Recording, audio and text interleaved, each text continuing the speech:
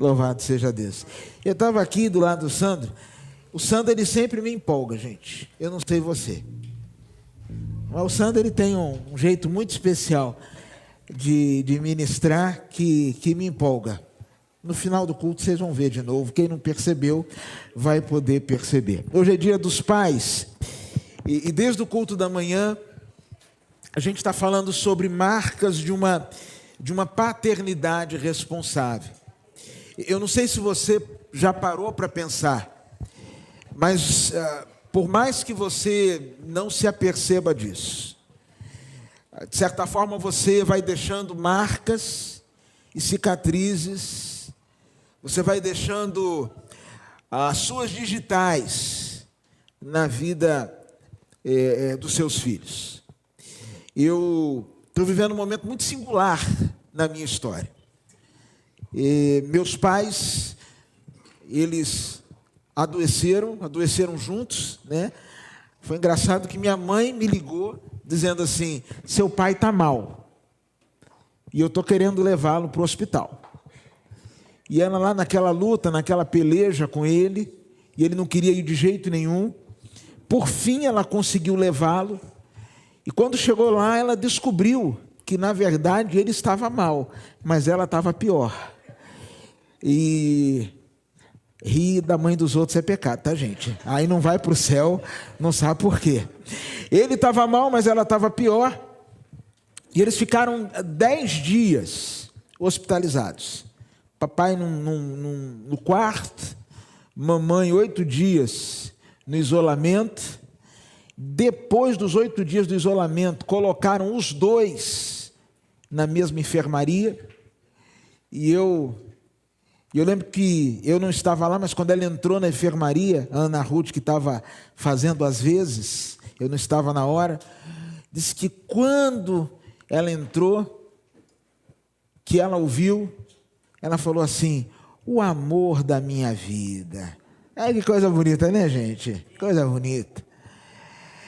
Mas assim, os dias foram passando ali dentro daquela enfermaria, e nem só de lua de mel a gente vive, né? Também tem as luas de fel. Eu sei que um dia ele estava lá nervoso de um lado para o outro, ela também, e eu falava uma coisa, e eu falava outra. Até que um dia eu falei assim com meu pai, eu disse assim: eu nunca vi uma pessoa tão teimosa quanto o Senhor. Ele respirou fundo e falou assim: ó, se você entrar aqui no banheiro, tem um espelho.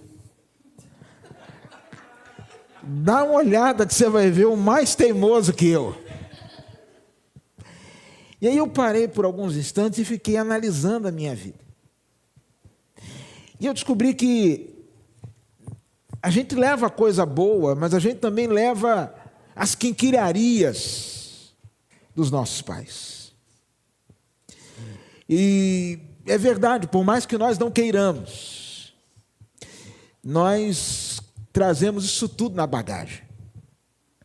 Por isso que eu entendo que paternidade é algo muito sério.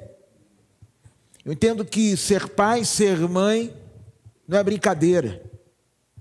E talvez uma das maiores dores que eu percebo nas pessoas nos nossos dias, elas podem ser resumidas em 2 palavras. Primeiro é o sentimento de abandono. Abandono e rejeição.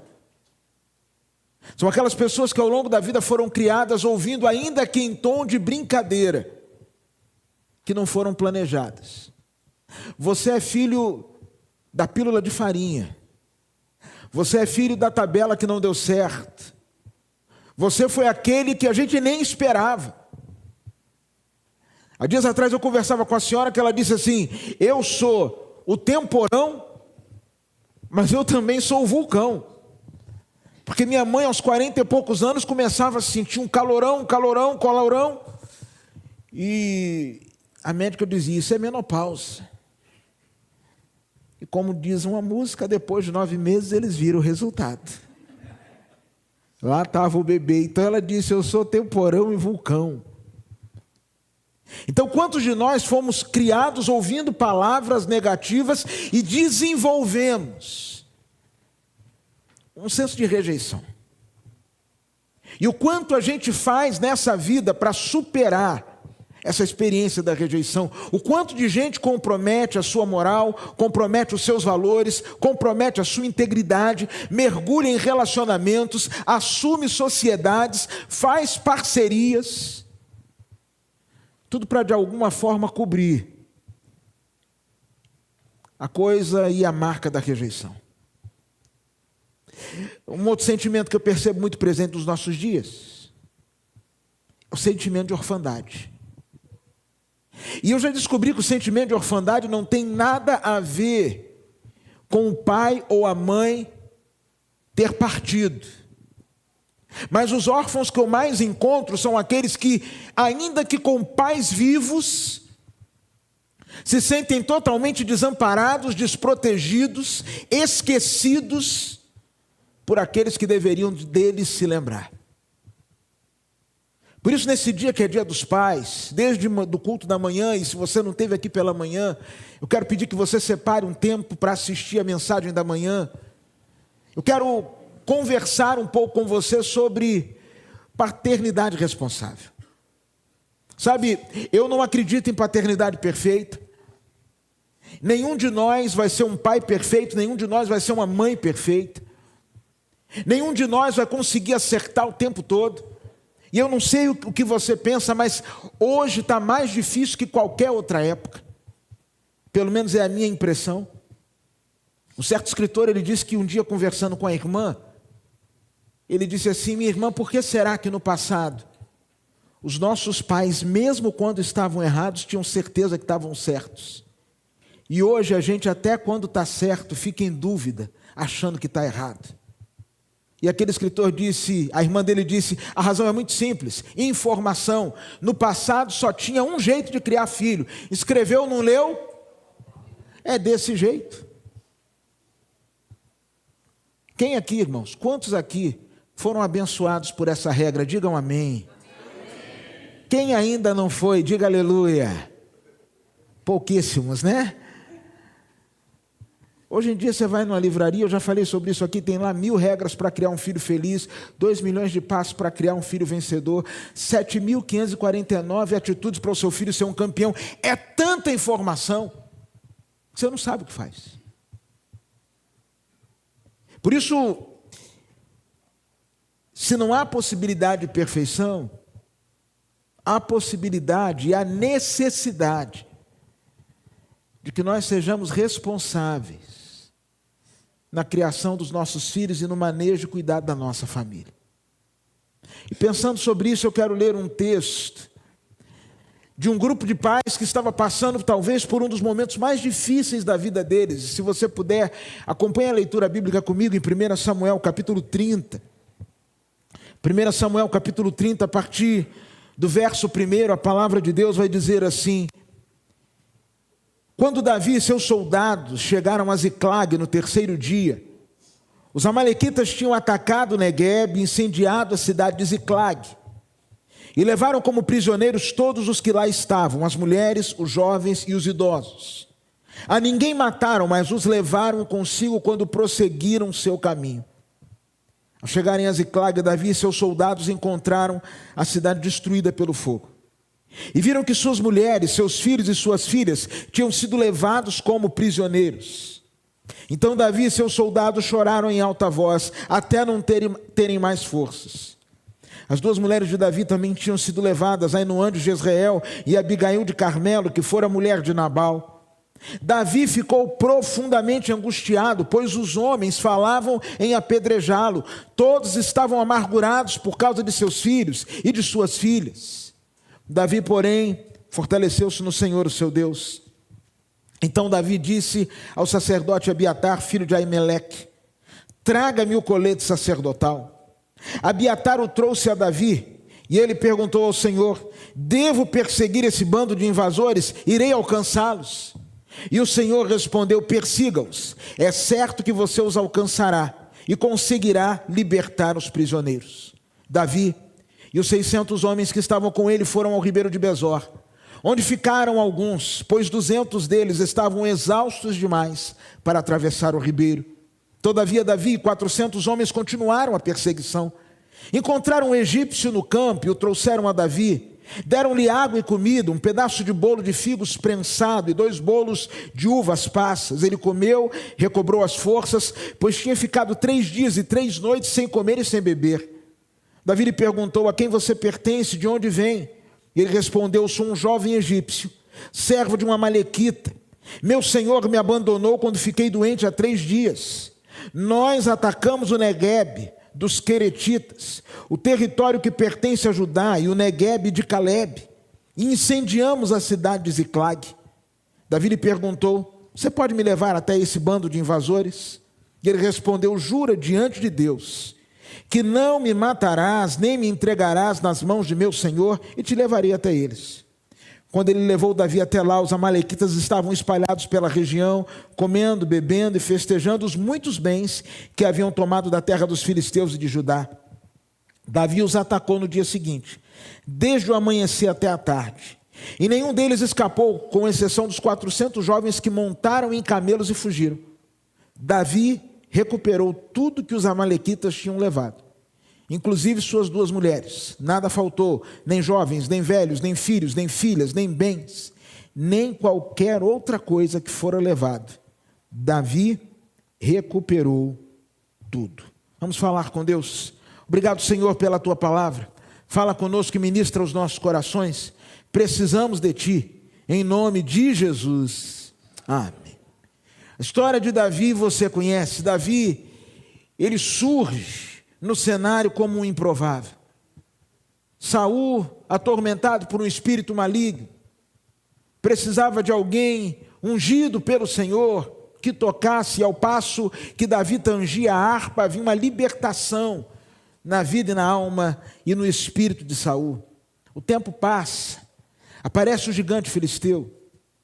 Davi derrota o gigante filisteu, e o sucesso de Davi começa a incomodar a vida de Saul. E eu e você precisamos estar ligados numa coisa: nem todas as pessoas vão aplaudir o nosso sucesso. Gente, é muito mais fácil chorar com quem chora do que sorrir com quem sorri. É muito mais fácil você oferecer um ombro a um amigo na calamidade do que você celebrar a conquista de alguém. Eu não sei se você já passou por isso, ou se você já vivenciou isso, ou se você foi o protagonista, o agente dessa reação. Mas não é clichê, não é lugar comum, é fato. Felicidade incomoda, sucesso incomoda. A gente está aqui, todo mundo sem dinheiro, aí um belo dia aparece o Bruno aqui com a Dodge Ram poderosa. Ele vai chegando, ele lá da praia, a gente já vê o carrão dele entrando.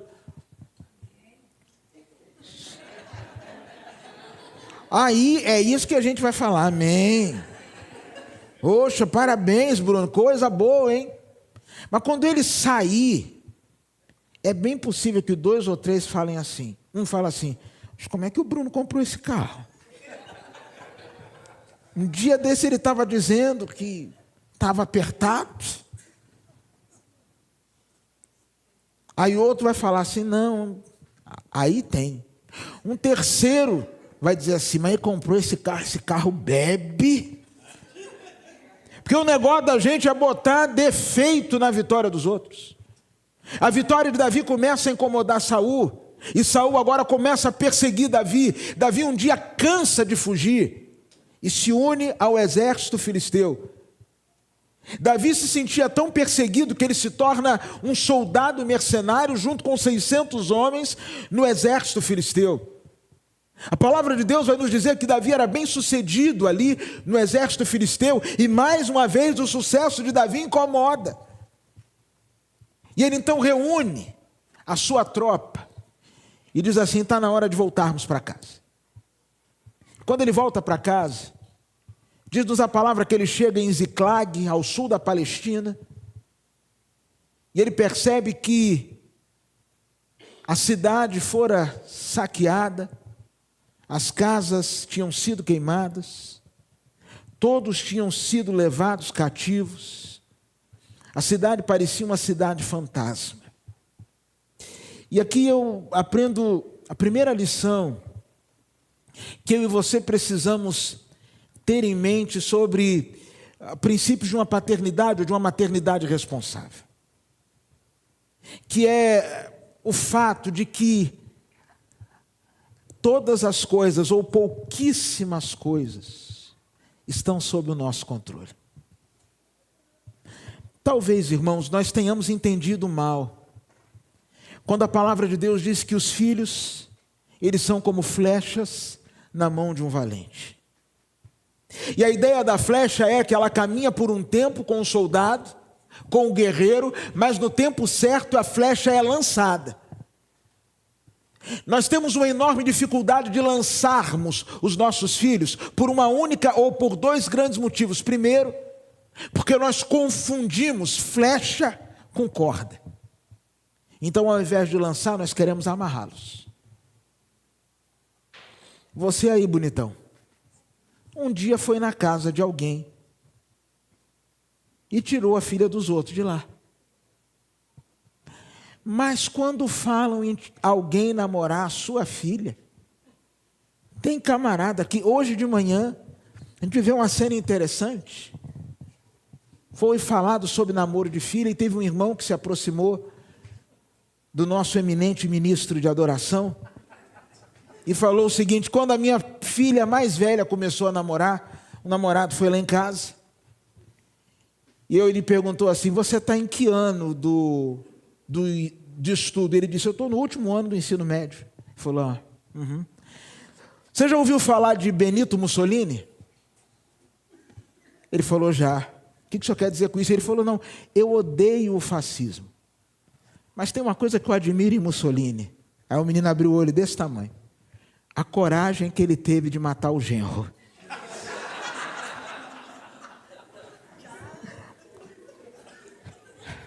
Namoro finalizado com sucesso. Irmãos, nós temos esse negócio. A gente um dia se lançou, mas a gente não permite. Ou a gente quer controlar demais. Sabe, você vai orientar, você pode até projetar, mas os seus planos são apenas os seus planos, as coisas não estão no seu controle. A palavra de Deus vai dizer em Jeremias capítulo 29, no verso de número 11, que é Deus quem sabe os planos que tem para nós, planos de paz e não de mal, para nos dar um futuro e uma esperança. E talvez muitos de nós hoje estejamos frustrados na experiência da paternidade ou na experiência da maternidade, não porque os nossos filhos sejam ruins, mas porque eles não cumpriram o script que nós escrevemos para a história deles. Porque eles não cumpriram 100% as nossas expectativas, os sonhos que nós, por vezes, não conseguimos realizar e projetamos sobre eles. Davi volta para casa, a expectativa dele era encontrar tudo organizado. Mas as coisas não estavam exatamente como ele queria. A gente sempre fica muito abatido e entristecido quando acontece uma tragédia como essa tragédia que acometeu os passageiros da Voa e Paz.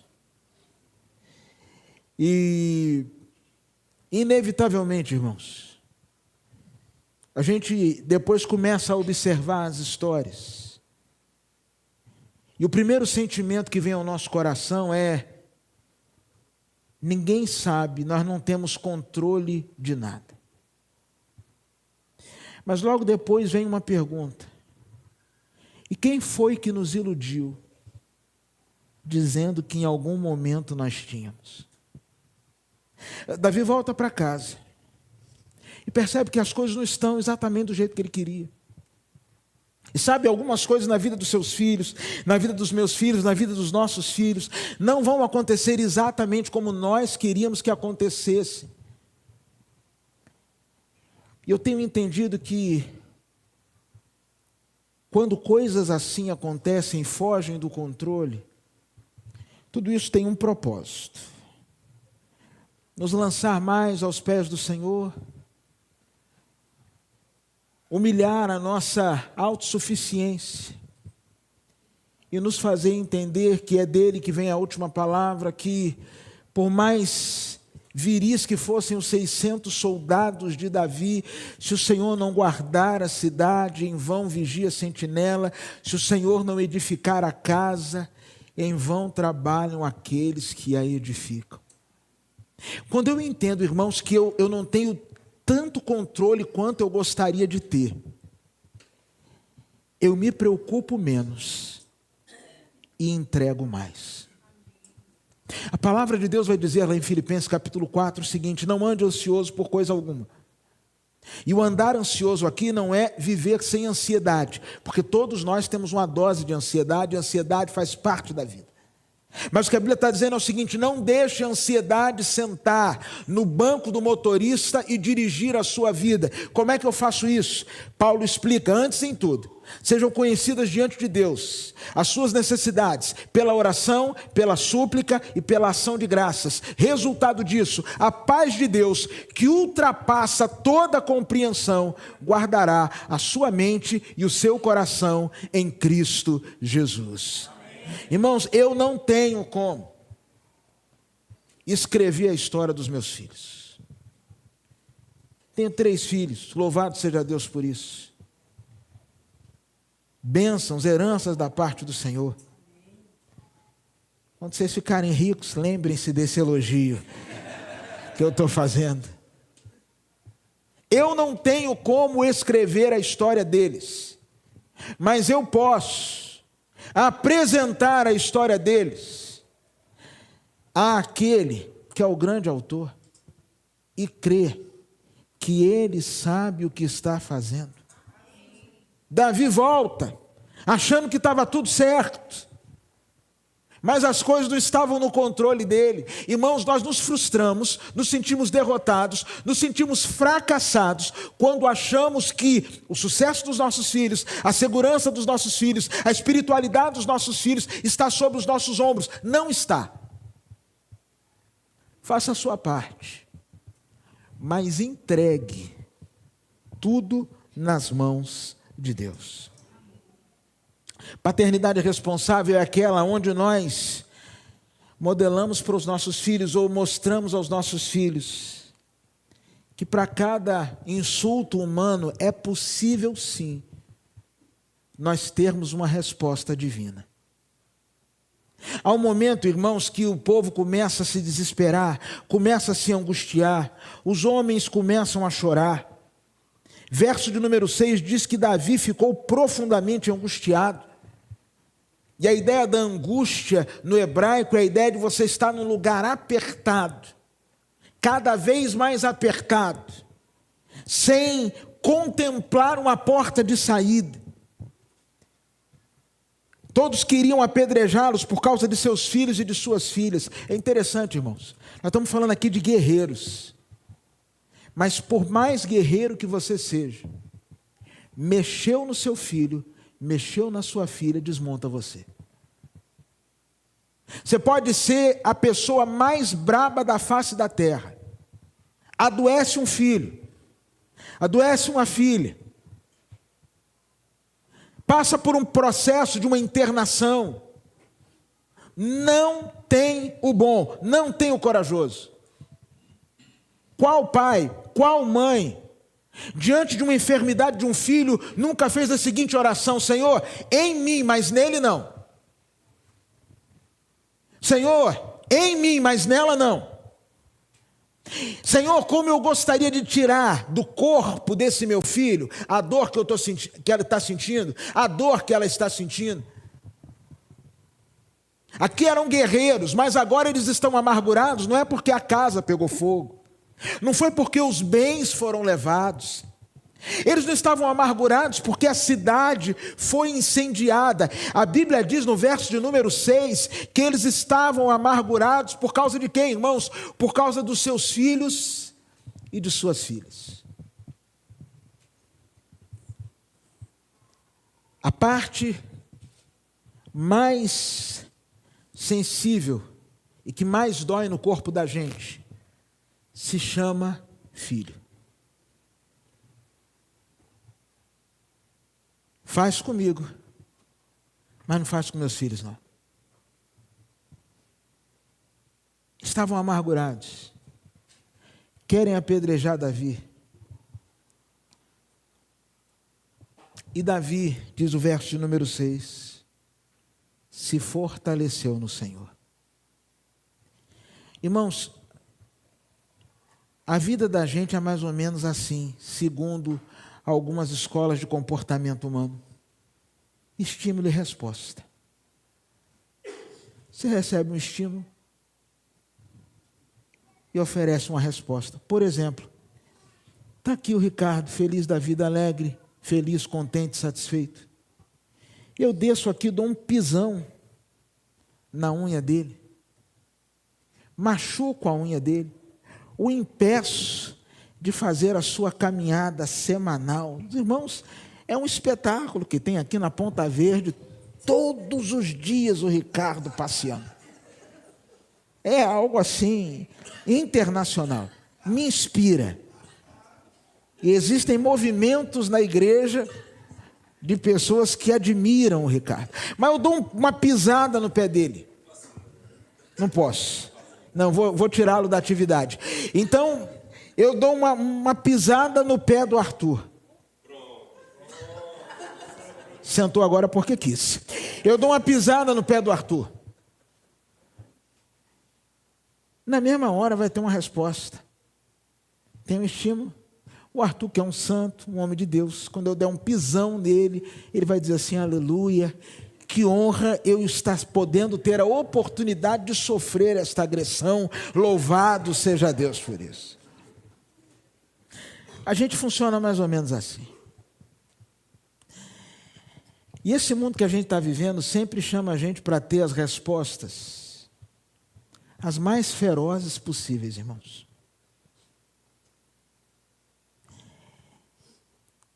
Meus pais estavam internados.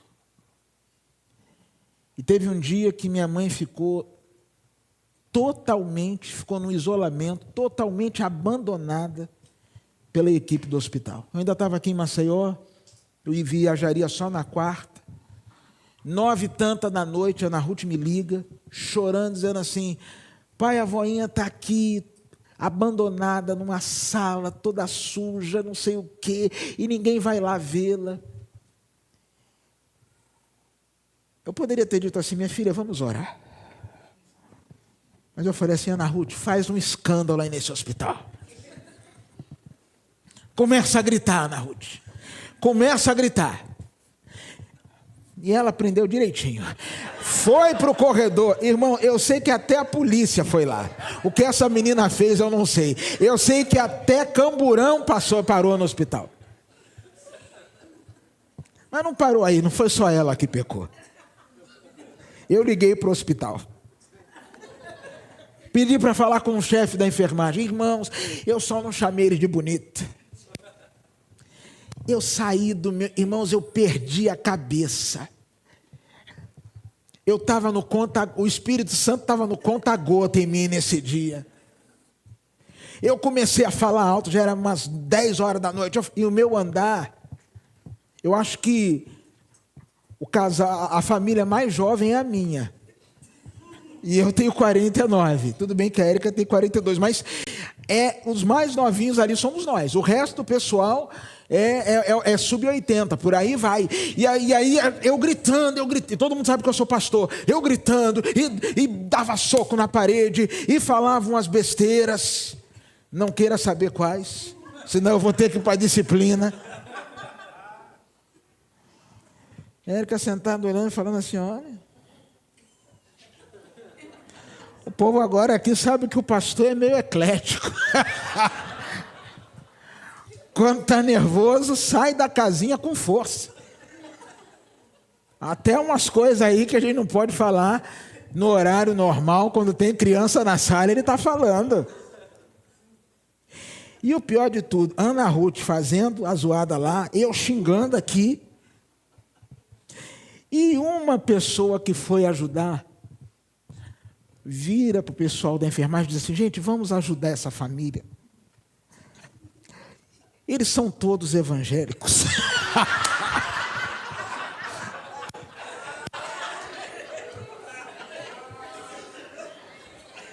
Inclusive o filho dela é pastor. Bem, quando eu cheguei lá, irmãos, eu já perdido e meio, né? Já tinha falado um monte de besteira, já tinha xingado, já tinha pecado. Aí eu cheguei lá e já falei assim, uma pessoa falou, é você que é o pastor? É você que é o filho pastor? Eu falei, não, é o meu irmão.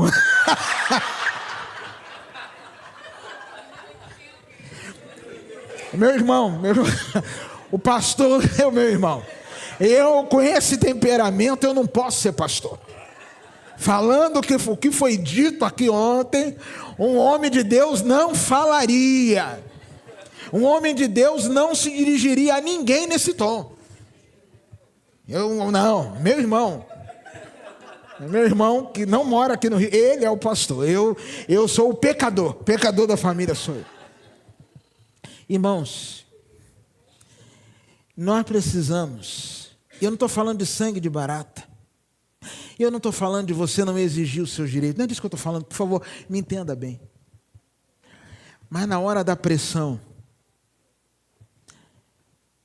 o que nós refletimos? Imagine um tubo de pasta de dente, se eu apertar o tubo de pasta de dente, o que vai sair dali? Por quê?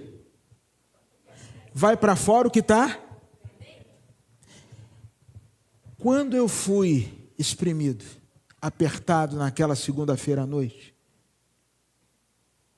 o que foi para de fora, irmãos? Ira, rancor. Depois edita aí. Palavrão.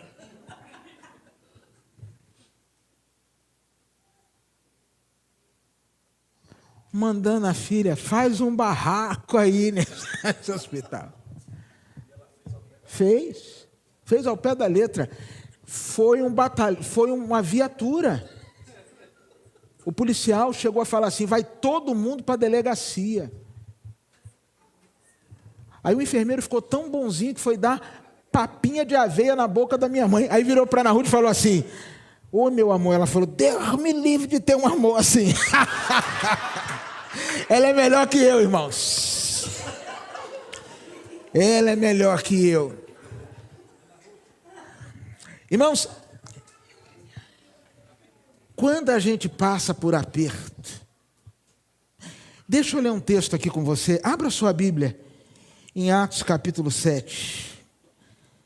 Atos capítulo 7. Vai falar sobre o apedrejamento de Estevão. O apedrejamento de Estevão.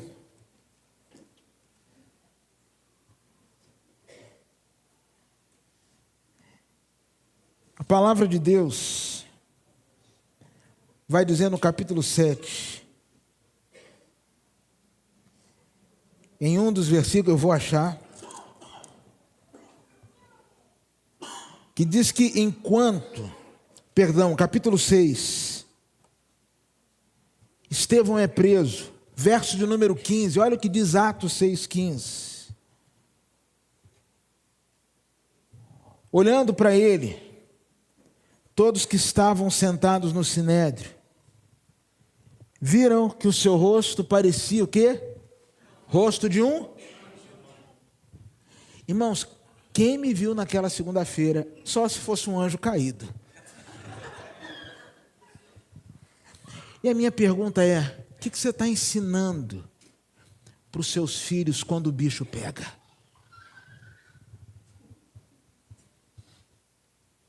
O que você está modelando dentro da sua casa, quando as coisas saem do controle? Quais ensinamentos você está dando para aqueles que te seguem, quando as coisas não estão exatamente como você gostaria que estivessem? Como nós já falamos, você não tem controle sobre nada, as coisas virão, as angústias virão, e o que você está passando?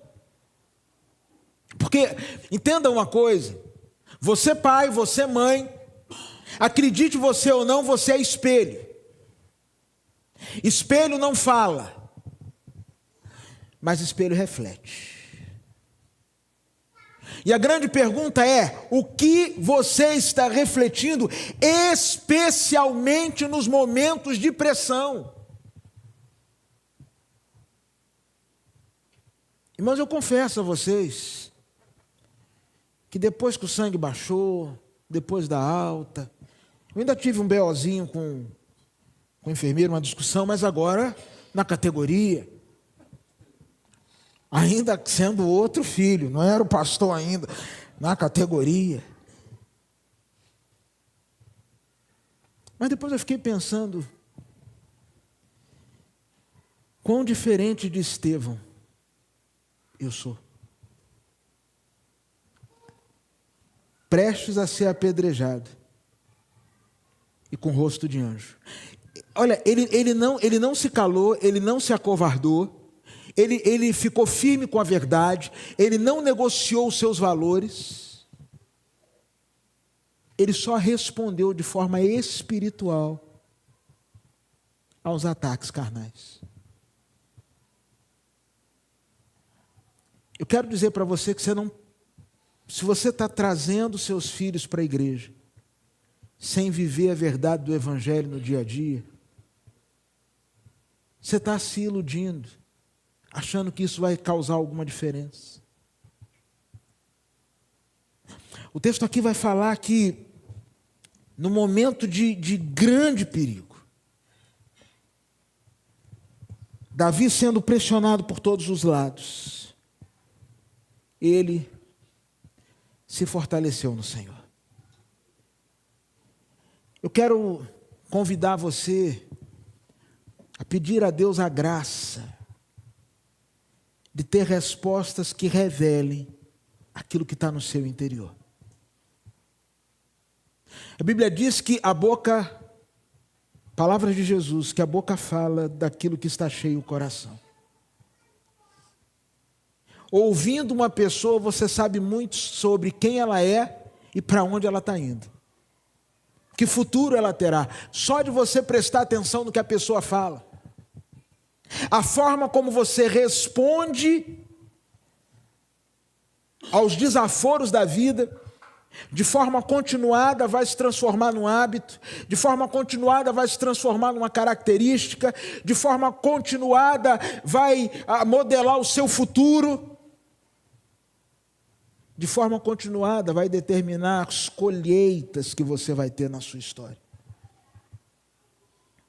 Irmãos, por que será que a gente está crescendo tanto numericamente, do ponto de vista numérico? Nós somos a maior nação cristã. Se você considerar cristãos de origem católica ou de denominação católica, cristãos evangélicos ou protestantes, somos a maior nação cristã. Eu não sei quantos milhões de brasileiros se declaram cristãos. E a Bíblia diz que se alguém está em Cristo, nova criatura é. Mas esse país que se declara cristão, a gente não percebe a novidade nesse país. E eu não estou falando de partido político, eu não estou falando do governo, eu estou falando da sociedade, eu estou falando do chão da fábrica, onde a gente vive. Por uma questão muito simples, irmãos, porque na hora do aperto, a depender do estímulo, nós não temos uma resposta espiritual. Eu acho estranho quando eu ouço um homem falando assim, eu vou rodar a baiana. Eu acho estranho. Prefiro que você fale, eu vou virar a mesa. Mas melhor que você nem vire. Mas há uma última coisa que me chama a atenção nesse texto. E aqui eu quero parar falando sobre paternidade responsável. Esse texto me ensina que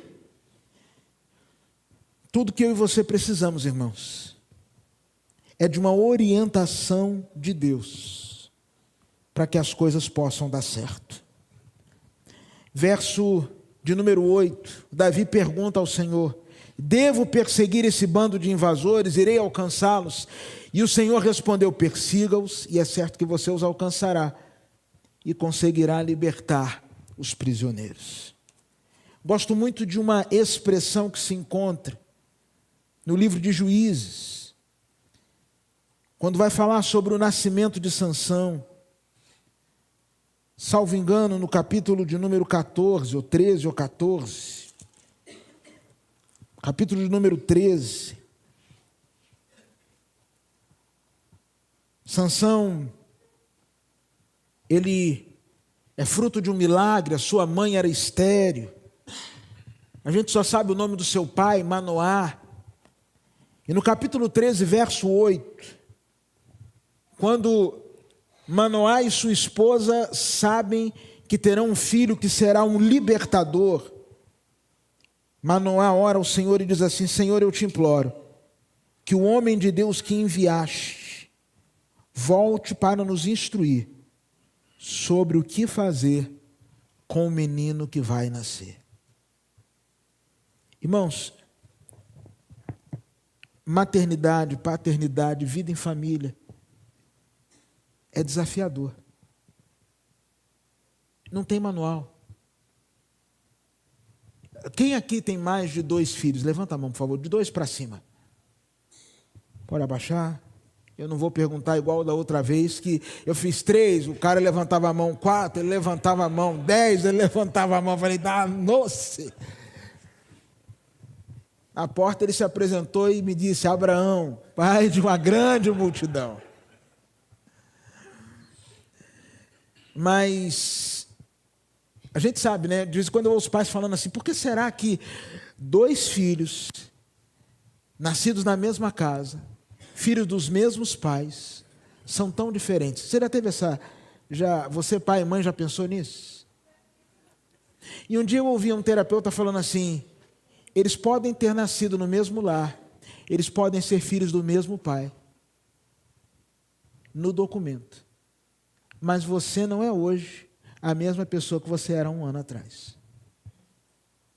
A sua casa não é hoje a mesma casa que era 2 meses atrás. O mundo não é hoje o mesmo mundo que era 5 anos atrás. Então, ainda que você pratique os mesmos princípios, as mesmas verdades, o mesmo tipo de disciplina, as respostas serão diferentes, simplesmente porque você não é o mesmo, o outro não é o mesmo e o mundo não é o mesmo. E não tem manual. O que dava certo com um, dá errado com o outro. Um você fala assim: vou tirar o celular, parece que você está mandando para a cadeira elétrica. O outro você fala assim: vou tirar o celular, ele fala assim: toma. Tem criança que é afrontosa. Toma. Um você diz assim: vai levar uma surra. Só de ouvir falar a palavra surra, pisa ou similar, já começa a chorar. O outro fala assim: vai bater, venha.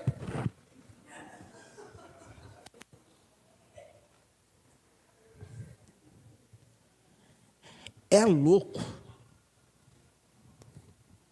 O negócio é louco. Eu só tenho um. É louco também.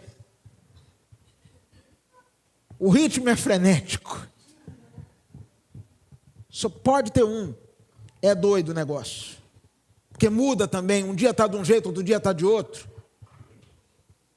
Dorme de um jeito, parece que acorda, não sei, parece que os hormônios do mundo tudo caíram ali dentro. Igual no Divertidamente, quando tem aquele momento que a puberdade vai visitar e faz aquela confusão. Mudou, esse menino era um doce. Continua um doce, só que agora de tamarino, azedo. Então não tem manual. Bem, se não tem manual e Deus me deu uma missão, como é que eu vou cumprir essa missão?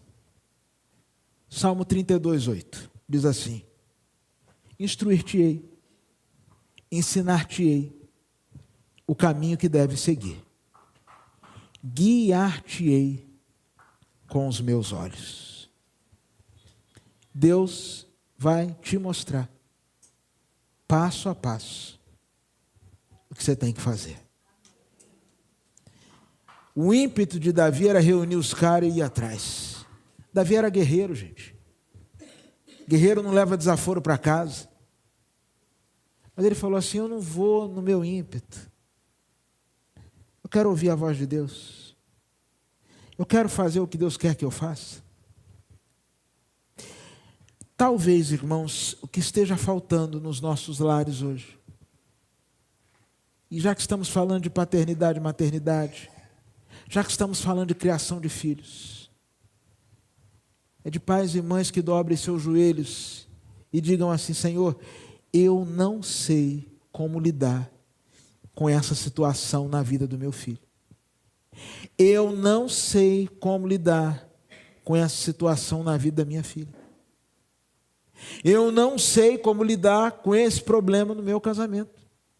Eu não sei como dar conta dessa situação com a minha sogra, com o meu sogro, com o meu cunhado. Eu não sei. Mas uma coisa eu sei. O Senhor sabe. Então, Senhor, eu só vou me mover depois que o Senhor falar.